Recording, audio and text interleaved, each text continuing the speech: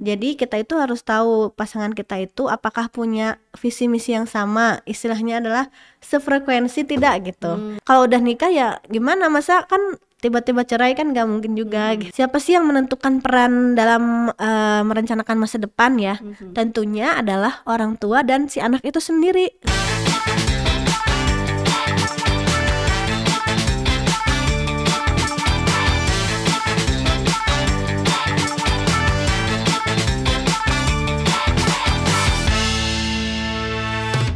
Ya, Assalamualaikum warahmatullahi wabarakatuh. Kembali lagi di KDDA, Kenal Dekat Dunia ABG. Masih bersama saya Ajeng Ningtyas dan the one and only Bunda Hai semuanya. Bunda Mutia. Iya. Ya, ketemu lagi. Apa kabar nih Bunda hari ini? Alhamdulillah sehat. Ajeng gimana? Alhamdulillah, sehat luar biasa. Alhamdulillah. Mudah-mudahan selalu bahagia dalam menjalani segala aktivitas Amin, kita insya dan Allah. dalam membersamai si buah hati. Oh iya, tentunya insya Allah.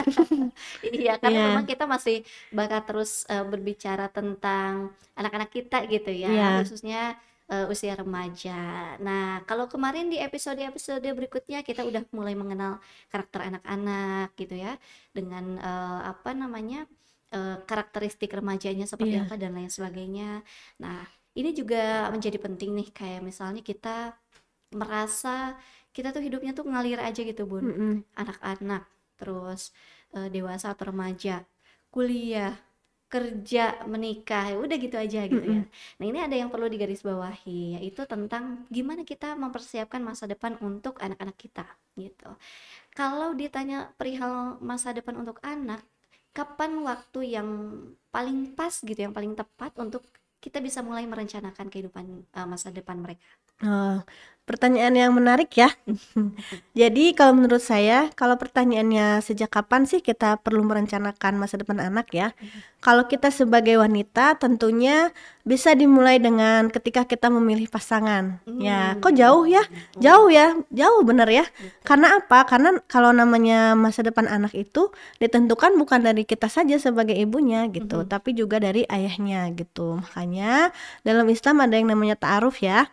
Jadi kita itu harus tahu pasangan kita itu apakah punya visi misi yang sama, istilahnya adalah sefrekuensi tidak gitu, dengan banyak hal dari kita gitu. Karena yang namanya masa depan anak itu kan ditentukan oleh pola asuh orang tua yang utama ya, kayak gitu. Dan pola asuh juga nggak dari ibunya aja kan, tapi dari ayahnya juga gitu ya. Jadi dari jauh-jauh, bahkan sebelum dari kita menikah itu sudah mulai bisa kita rencanakan ternyata. Bukannya itu lebih overthinking nih, baru belum nikah aja udah mikirin ke sana, tapi memang harus seperti itu ya. Iya, kalau menurut saya sih seperti itu ya. Karena apa?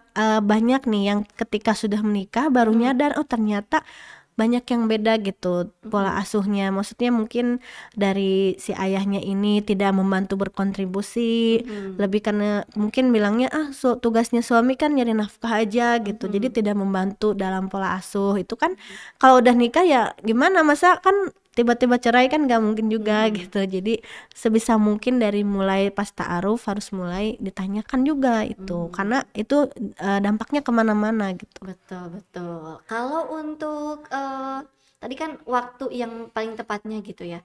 Tapi apakah memang kita sepenting itu ya memikirkan masa depan anak kita itu, merencanakannya gitu dari sejak kita mulai menentukan pasangan kita, kemudian ketika nanti berencana sudah mau punya anak dan lain-lain? Kalau istilahnya ya, sepenting itukah gitu ya. Kalau mungkin pernah dengar ya, namanya karir masih bisa dikejar gitu, ujian ada remedial. Tapi kalau masa anak-anak itu nggak mungkin kita balik lagi kan ke masa masih kecil gitu. Misalnya tiba-tiba anak tuh udah remaja, udah lulus SMA gitu ya, tapi dia masih belum tahu nih masa depannya seperti apa. Terus kita menyesal gitu, ya Allah andai saja gitu ya dari awal direncanakan, kan tidak bisa seperti itu ya. Jadi karena mungkin masih jauh nih, mungkin dari sejauh itu bisa kita rencanakan agar lebih matang supaya tidak ada penyesalan nantinya gitu.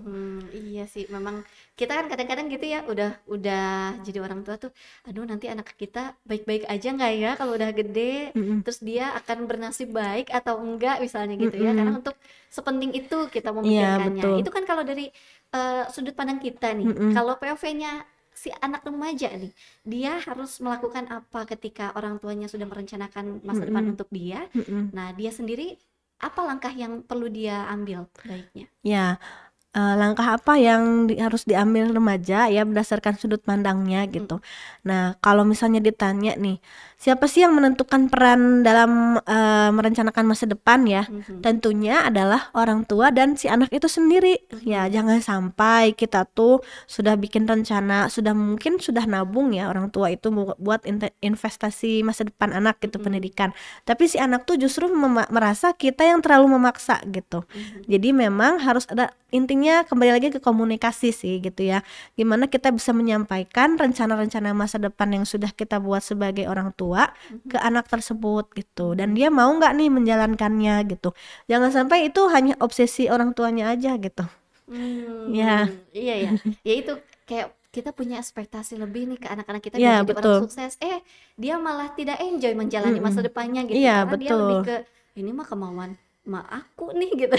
Ya itu nanti kasihan anaknya ya. Jadi tidak enjoy Betul. menjalani hidupnya. Nah, tapi kalau berarti dukungan orang tua yang tepat gitu untuk apa ya, menyiapkan masa depan mereka tuh seperti apa gitu, Bun? Ya, dukungan orang tua yang tepat adalah yang paling penting pertama yaitu ya komunikasi gitu. Jangan sampai anak itu malah merasa orang tuanya aja nih yang obsesi Mhm, gitu. Dan juga harus gak sering-sering apa ya konsultasi mhm, dengan pihak-pihak terkait. Misalnya mhm, kalau anak udah sekolah berarti dengan wali kelasnya gitu. mhm, Dan juga jangan cuma nanyanya itu misalnya anak saya ranking berapa gitu ya. mhm, Sekarang kan sudah tidak ada ranking ya gitu. mhm, Tapi mungkin bisa diganti pertanyaannya dengan anak saya yang menonjolnya di bidang apa, anak saya mhm, enjoynya belajar apa, anak saya mhm, kekurangannya di bidang apa. Jadi lebih kayak ke potensi yang dimiliki dan mhm. apa sih yang perlu ditingkatkan lagi seperti itu. Oke. Nah, tapi Bun, ini sih apa ya? Saya rasa masih masih dalam konteks ya, tapi Mm-mm. bukan berarti untuk mengkritisi kurikulum yang berlaku saat ini. Kalau misalnya kita lihat kayak kurikulum Merdeka yang memang tadi kata Bunda, sesuai dengan potensi anak-anak, sesuai dengan minat atau yang penting mereka bahagia dulu deh gitu ya, Mm-mm. supaya materi yang dikasih sama guru di sekolah tuh masuk gitu Ya, dengan baik. Tapi kalau remaja saat ini gitu ya, dengan perkembangan teknologi, lingkungan dan lain-lain yang mereka tuh mengutamakan kebahagiaan mereka dulu mm-mm. nih. Belum tentu mereka udah bahagia, ya mereka masih acceptance terhadap pendidikannya gitu. Kadang yang penting lo bahagia aja. Terus orang tua tuh kayak atau guru tuh kayak ya udahlah, gak usah dipaksain anaknya maunya gitu. Itu gimana tuh, Bun? Iya ya, betul ya, sangat relate ya sama kondisi kita. Saya Iya. juga di kelas kadang suka mengalaminya gitu. Ya, oleh karena itu mungkin ada suatu sistem yang namanya fun learning gitu ya. Bagaimana caranya anak itu fun tapi juga tetap belajar gitu. Tentunya tidak bisa disamakan ya zaman kita dulu dengan zaman sekarang gitu ya. Oleh karena itu mungkin sekarang ada baiknya juga setiap guru itu pertama harus mengetahui gaya belajar si anak ya. Gaya belajar. Apakah dia lebih suka sambil mendengarkan musik atau mungkin sambil bergerak dan sebagainya. Tapi juga harus menekankan bahwa walaupun kalian belajarnya fun, belajarnya berdasarkan yang kalian mau, harus tetap ada indikator ketercapaiannya gitu. Makanya namanya di kurikulum Merdeka juga ada yang istilahnya kesepakatan kelas seperti itu. Jadi misalnya di kelas disepakatin biasanya setiap awal semester boleh mendengarkan musik misalnya.